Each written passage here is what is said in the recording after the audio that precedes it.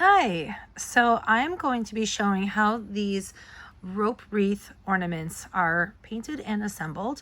So in this file you get 4 different types of floral rope wreaths, but they also come without the florals. So just want to show those.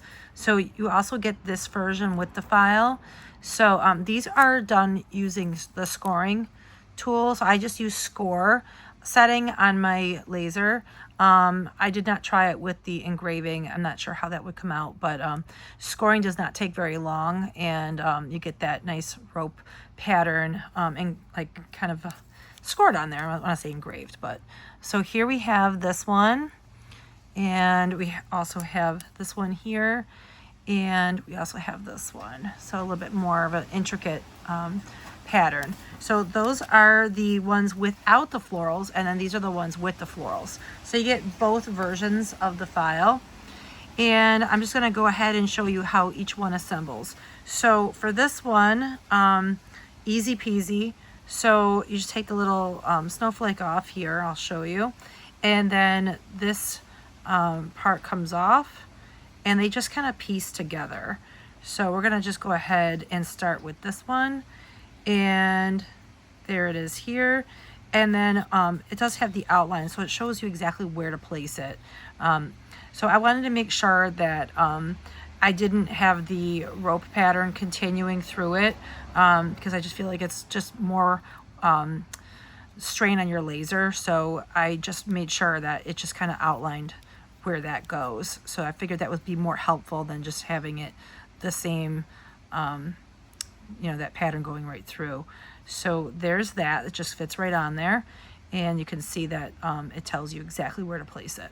So I try to make it as foolproof as possible. So what I'm going to do is I'm going to start here, and I'm just going to use paint markers. So these are just ones I got on Amazon. The brand, I'm not sure what the brand is. Let me see. It comes in a box. They're called Pegather, and it has a picture of a horse, like a little unicorn on it. So, and ignore all the gunk on it. These are out in my garage. So yeah, so I'm just gonna grab a couple of colors. I have 2 different shades of green, and I have red, and I have white. I have yet to find a really good red paint marker. I have bought about 7 different paint marker sets, and I still have yet to find a decent red, and they always look orangey to me. So yeah, so we're gonna just go with it at this point. So there we have our paint markers. So what I'm going to do is I'm going to paint the back layer with this green. So I'm actually going to get another shade of green, just because we have more. Actually, I don't need to do that one because this is going to be overlapping, but I'm just going to do the around the edges just in case they show. But you don't have to do that if you don't want to. Just in case they don't, like, if you accidentally mess up and they don't line up exactly.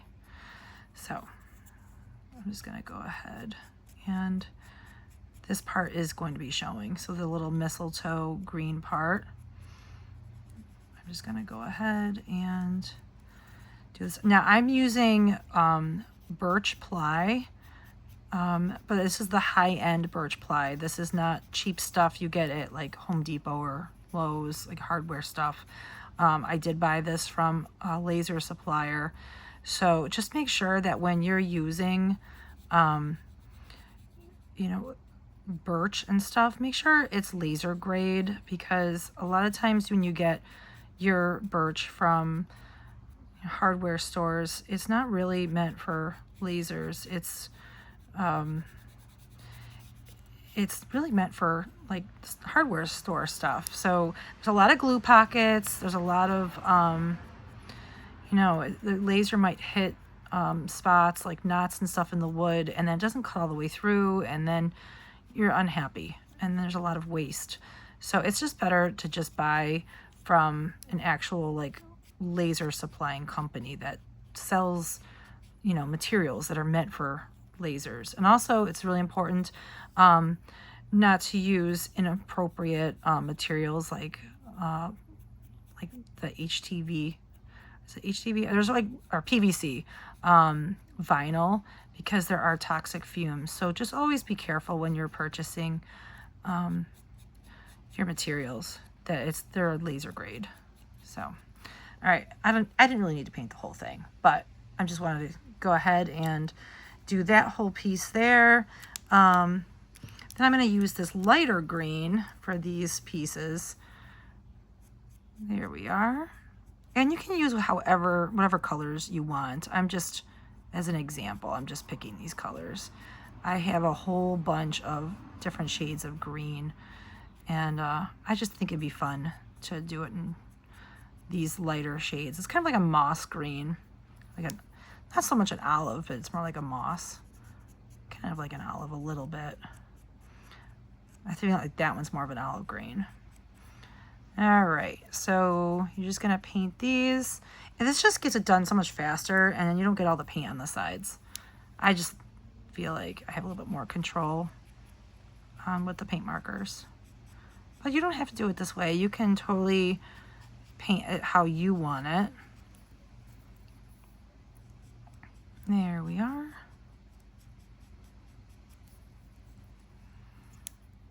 And just about done. And then I'm gonna grab my white too, so I can do the snowflake. And you can mix and match the snowflakes. You don't have to do it the way I did it. But that's just how I have them grouped in the file. But you're totally welcome to do it how you want to do it. I feel like my vision is not great, and I feel like I always miss spots whenever I paint. Okay. I really like painting on birch. It's really nice. And this is really nice birch. I really like it.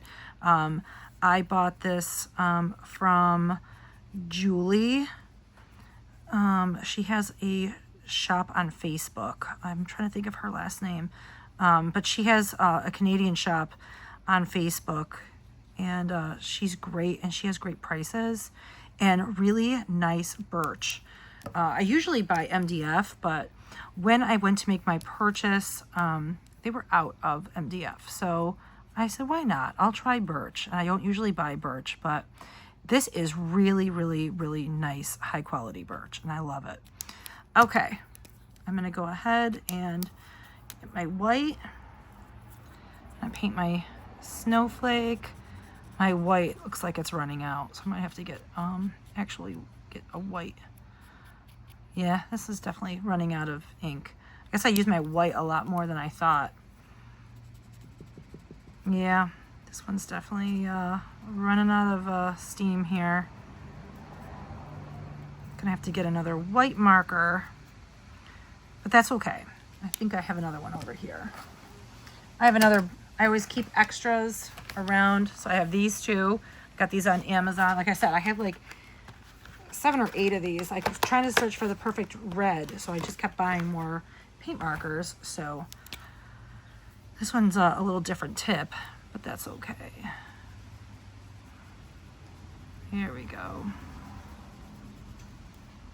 And the white might need a little bit more coats, because I feel like the white just gets kind of soaked into the wood. And my white markers get used the most out of all of my markers, so a lot of them are pretty much dying at this point. So there we are. And that pack of markers I just showed was $8.99. So in case you're looking for some cheap ones that are decent, that was only $8.99 when I bought it. I'm not sure if it's still that price, but Amazon, they always have good deals, and Prime days are coming up.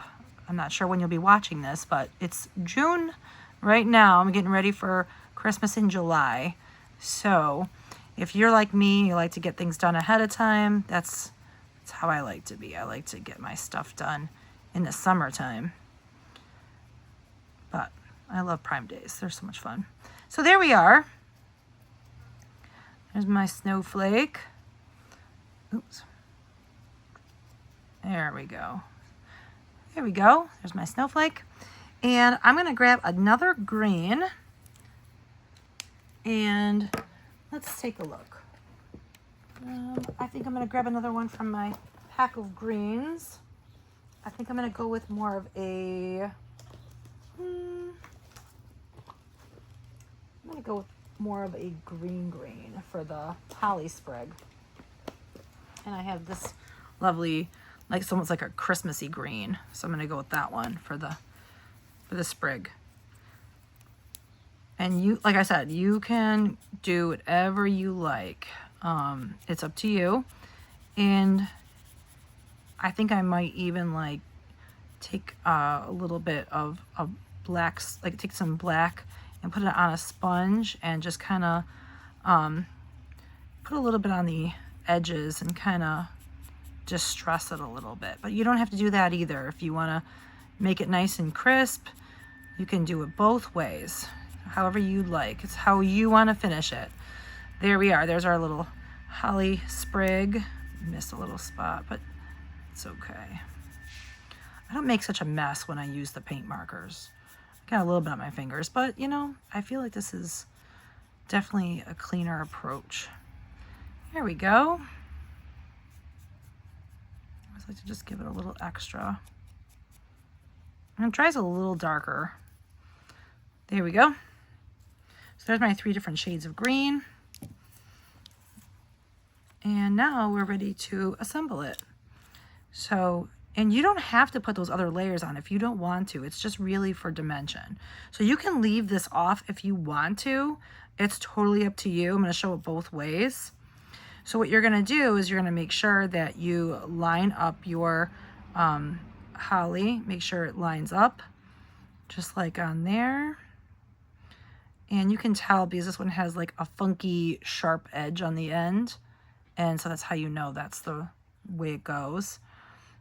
And there's that. And then these just piece right in there. You can see it. It's like a little puzzle. So there you go. Easy peasy. And we're going to do the same thing over here again. And you can use much more drastic different greens if you want to really make them pop. So there's mine. Trying to make it line up here. It's hard when you're doing it with one hand. So there we have it. And then I'm going to take my my snowflake and then just set it right on top, however, which direction you want to put it in. So that's all there is to that one. And then I can also take a little bit of some black ink and put it on a sponge and then just distress the edges if I want to create more of a farmhouse feel to that. And I can even take, what do you call it, a little bit of like a sponge and kind of just put it in there and create more of a 3D look on these ropes. So that's up to you too if you want to create some dimension to that. So that's however way you want to finish it. So that's all there is to assembling that one. And it's pretty much the same thing over and over again. I don't want to keep you too long watching this, but this one's a little bit more on the complicated side. So this one, same thing. You're going to take that snowflake off. You're going to take the little berries off. And there's the little berries. And there's your little holly sprig. And then this is all one piece. There you go. And you can see exactly where to place it. There's little pieces there that always fall through. All right, so that's all there is. You just put that on there and you just go ahead and reassemble it. So I'll just go ahead and I'm gonna paint my berries with the red. And if you wanted to, you can put a little bit of red on those little tips of those berries if you want. You don't have to, but if you want to, just add a little bit more color. The first one, I wanted to do one a lot different. I tried to make each one completely different from the other, so that way you had a lot of variety with this file.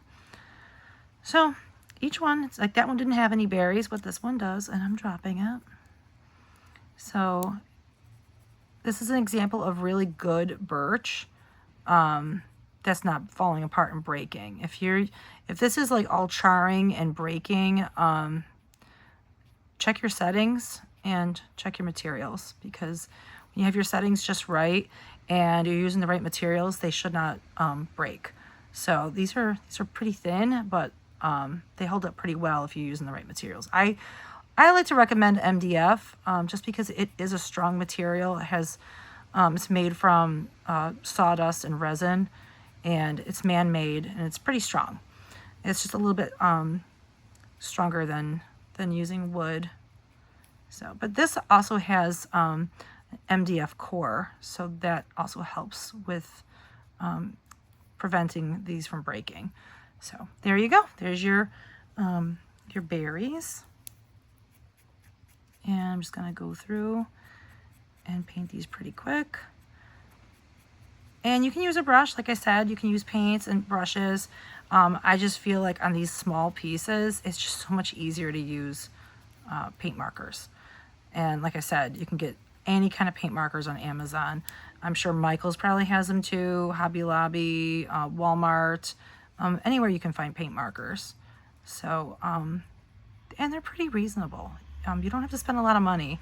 I first bought those Posca ones, and they're great. I mean, don't get me wrong, but I find that a lot of these cheaper versions are just as good. So you don't have to break the bank unless you want to. There we go. So there we have our little holly sprigs, or what do you call it, berries, and good to go. And I love that these have the brush tip, and the other side they have that little fine tip. So great options. Okay, so that's really all there is to these. So if you wanted to, you can, like I said, you can take a sponge, put a little bit of black on it. I have other videos that show you how to distress, and I often like to use the artist crayons and then put a little bit on a makeup sponge and just kind of rub the edges. So I'll just show you how to put this one together really quick. And there's our berries again, and you can see exactly where you place them. And there you go. There it is. And there's your little holly. Easy peasy. And then that just goes back on there. These are pretty self-explanatory. The one thing I want to say is that you want to make sure that you don't mix up the pieces from each one. Like, don't take everything off the laser at once and then throw it in a pile, because then you're going to be confused as to which berries go with which one, which sprig goes with which one. I do have them all grouped next to each other in the file, so that way you know which one goes with what. So just be careful not to just take everything off the laser. So when I take everything off the laser, I tend to assemble it and keep it all together, and then place them on a board, and then bring them over to the table. So that's just my tip, just so it makes it so much easier, because then you're trying to figure out, you're going to spend more time trying to figure out which pieces go with which one. So again, you're just taking these pieces off. There's your little sprig. There you go. And this whole piece comes right off, and it shows you exactly where to place it. So that's it. And it shows you the whole outline. So it's pretty foolproof there. So just the only thing that's really going to get confusing is if you mix up the berries and the holly sprigs and stuff. Yeah. I think that's, but you can interchange the snowflakes however you want. Like I said before, that's really up to you how you want to do that. So that's really all there is to these. They're really simple, and I hope you like them. And yeah, so happy Christmas in July coming up, and we'll see you next time. All right, bye.